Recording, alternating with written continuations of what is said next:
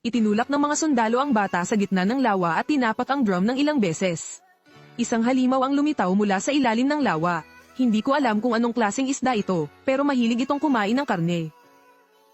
Si Kapitan Nemo at Lina ay hindi nang ahas na kumilos ng padalos-dalos. Sa kabutihang palad, agad na tumugon ang mga kasamahan sa koponan. Gumamit ng mga gawang bahay na bomba para gumawa ng smoke screen. Ngunit ang apoy ang nagpagalit sa halimaw.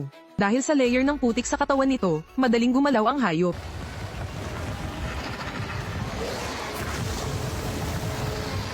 Ngunit hindi maganda ang visibility nito kaya nagkaroon ng ilang oras ang lahat para huminga. Ngunit nagkalat ang mga sundalo at itinuro ang direksyon sa kalaban. Mabilis na inutusan ni Nemo ang lahat na tumakbo pabalik sa barko ng Nautilus. Si Lina lang ang nagsabing hinahabol sila ng isda. Sa nalilitong mga mata, isang mahinang dagandong ang umalingaw-ngaw mula sa dalampasigan ng isla. Isang dambuhalang anino ang dahan-daang gumapang palabas ng kagubatan. Ito ang isda. Wala na sa mood makipag-chat ang mga tao. Mabuti na lamang at mahina ang paningin ng igat kaya hindi pa nito natutuklasan ang Nautilus. Nang pinaandar na ni Kapitan ang makina, tila dahil sa kuryente, ang halimaw ay nakalock sa target nito. Ang mga isda sa tubig ay may natural na kalamangan. Bago pa masimulan ang Nautilus, nabalot ng mahigpit ang katawan ng barko.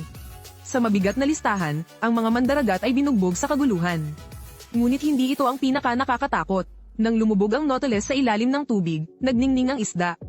Ito pala ay isang electric eel. Sa ilalim ng impluensya ng malakas na electric current, ang mga tripulante ay hindi nasaktan. Ngunit ang mga elektron-ikong sangkap sa submarino ay nagpaputok ng mga spark. Inutusan ni Nemo na isara ang mga makina upang maiwasan ang karagdagang pagkalugi. Sa 20,000 milya na paglalakbay sa ilalim ng dagat, ang malaking igat ay hindi ang pinaka-nakakatakot. Ang Nautilus, habang nagre-restock ng mga supply, ay hinarang sa daungan ng isang barkong pandigma ng East India Company. Inilagay ng mga sundalo ang kanyan sa ilalim ng tubig at pagkatapos ay sinindihan ang fuse at isinilid ito sa bar aisles ng kanyan. Isang pagsabog lang ang narinig.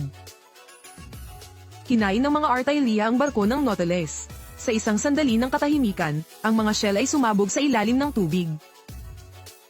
Nakikita ng taga-disenyo ang intensyon ng kalaban.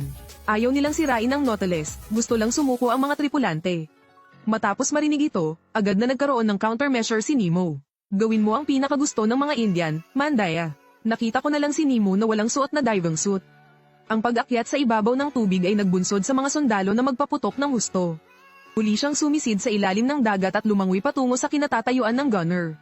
Iniisip ni Billy na baliw si Nemo at inutusan niya ang mga sundalo na ibaling ang kanilang artilleria upang tatukan siya. Sa hindi inaasahang pagkakataon, nagsimula ang barkong Nautilus, gamit ang propeller nito upang pukawin ang putik sa ilalim ng dagat. May takip ang silhouette ni Kapitan Nemo. Mabilis siyang lumangoy sa harap ng glass window. Hinugot niya ang isang maliit na palakol mula sa kanyang likuran, hinampes niya ito sa puso ng sundalo. Ang salamin sa Nautilus ay custom-made, ngunit ang salamin sa mga barkong pandigma ay hindi. Nang mabasag ang baso, nabaril si Nemo dahil sa pressure ng tubig. Dinala ng mga mandaragat na nakasuot ng diving suit ang kapitan pabalik sa barkong Nautilus. Batay sa putik, sinira nila ang blockade ng barkong pandigma. Ngunit dahil hindi may hatid sa tamang oras ang mga materyales na nakumpiska sa daungan, kapos pa rin sa pagkain ang mga tao. Sa kabutihang palad, itinuturing ng mga mandaragat ang Nautilus na kanilang tahanan.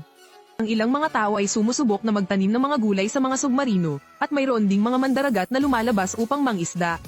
Nalutas ang agarang issue. Ang Nautilus ay naglayag sa Strait of Malacca hanggang sa gitna ng karagatang Pasipiko. Simulan ng iyong pakikipagsapalaran sa karagatan. Ngunit bagamat ang pagkain ay nakasalalay sa pangingisda, walang lugar upang lagyang muli ang inuming tubig. Pinangunahan ni Nemo ang mga mandaragat sa isang maliit, hindi pinangalanang isla. Paghanda upang maghanap ng mga supply ng sariwang tubig. Ang unang pumukaw sa mata ay ang puno ng dragon fruit na puno ng prutas. Sinabihan ni Nemo si Lori na mag-ani, at naghanap ako ng sariwang tubig. Ngunit ang aso sa dalampasigan ay tila nakalanghap ng ilang uri ng spores. Paghahasik ng mga buto para sa panganib sa hinaharap, si John ay nag-explore sa isang desyerto na isla sa unang pagkakataon, kaya ang lahat ay bago sa kanya. Ayaw niyang maging bum-ilya para kina Nemo at Lina, kaya tumakbo siya sa gubat. Nakatagpo ng alimango na nagkukunwaring bato. Marahil sa pag-aakalang masarap ang ulam na ito kapag niluto, sinunod ito ni John. Hindi ko na maalaya na may mga bakas ng tirahan ng tao sa malapit. Hinanap ng maliit na alimango ang kanyang ina upang sabihin sa kanya ang krimen, at napagtanto ni John na tinukso niya ang maling nilalang. Sa kabutihang palad, gusto lang siyang bigyan ng babala ng kausap na layuan ang kanyang anak. Ngunit natuklasan niya ang hindi mabilang na mga kalansay sa itaas ng kanyang ulo. Inaaliw siya ni Nemo, ngunit hindi ligtas ang lugar na ito. Nang tatalikod na sana sila at aalis, may nakasalubong silang bitag sa lupa. Agad na nagsimula ang ahensya.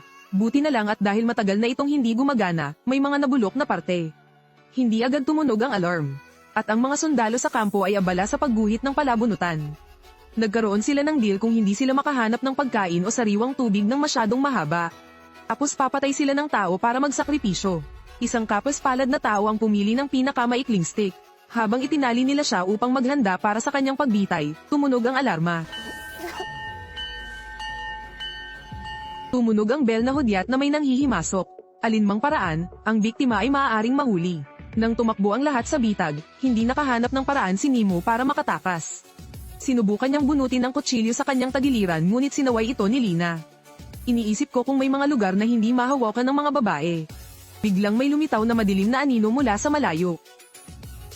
Napagtanto din ng mga kalapit na sundalo na nakatakas ang kanilang biktima. Binilisan nila ang kanilang mga hakbang. Iniligtas ni Serena si Nemo at ang iba pa. Pagkatapos ng pagpapakilala, inimbitahan niya ang grupo sa kanyang treehouse para makanlungan. Sa pagtingin sa kanyang madaling paglalakad, siya ay nanirahan sa isang desyerto na isla sa mahabang panahon. Sinundan siya ni Nemo sa isang mabahong kuweba, pero bumaba ang kamay niya. Nasa loob pala sila ng isang higanteng punong-puno. Hinabol sila ng mga sundalo, hindi nang ahas na huminga ng malakas si Nemo. Ngunit isang gagamba ang gumapang sa kanyang ulo. Kung titingnan ng kulay, ito ay malinaw na nakakalason. Sa hindi inaasahang pagkakataon, hindi natakot si Lina, pinulot niya ito at tinukso si Nemo. Inihagis niya ito sa mga sundalo sa ibaba bilang isang biro. Pagkatapos, nakarating din sila sa kanlungan ni Serena. Ang lugar na ito ay isang parangal sa Robinson Crusoe. Si Serena ay nagtatanim ng sarili niyang mga gulay sa shelter, at gumagawa din siya ng sarili niyang freshwater filtration device. Ang submarino ni Nemo ay nangangailangan ng mga mahuhusay na tao na tulad nito. Nagtulungan ang dalawang panig sa paghahanda sa pagbabalik sa barkong Nautilus. Ngunit nagdulot ng gulo si John dahil sa kanyang pagkamausisa. Habang ginalugad ang kanlungan, natakot siya sa isang ahas at nahulog. At sa mismong naghahanap ng mga sundalo. Buti na lang matalino ka pa. Gaano man siya katanong, hindi pa rin niya ibinunyag ang kinaroroonan ng Nautilus. Sabihin mo lang na tumaob ang iyong bangka. Hindi rin ito pinansin ng nangungunang sundalo at naghanda siyang ialay ang bata bilang sakripisyo. Ngunit nang gisingin niya ang halimaw, dinala ni Nemo si Lina doon. Agad na nanlaki ang mga mata ng mga sundalo. Paggala sa isang desyerto na isla ng maraming taon, ito ang unang pagkakataon na nakakita sila ng babae. Sinasamantala na sila ay nabighani sa kagandahan ni Lina. Inihagis ng batang babae na si Serena ang lubid at iniligtas si John. Nang bumangon ng halimaw sa ibabaw, ang mga sundalo ay naglalayo na umasa sa kanilang nag-aalaga na damdamin upang utusan itong salakayin si Nemo. Ngunit hindi mapaamo ang mabangis na hayop. Sila mismo ang nagiging dessert nito. Matapos tumakas ang lahat pabalik sa Nautilus, natigilan ang batang babae na si Serena. Wala pa siyang nakitang barko na lumubog sa ilalim ng dagat. At hindi maintindihan ang wika ng Indian guy. Hindi ko inaasahan na may submarine pala sa panahong ito. Sa isang kisap mata, nabaon siya sa tiyan ng isda.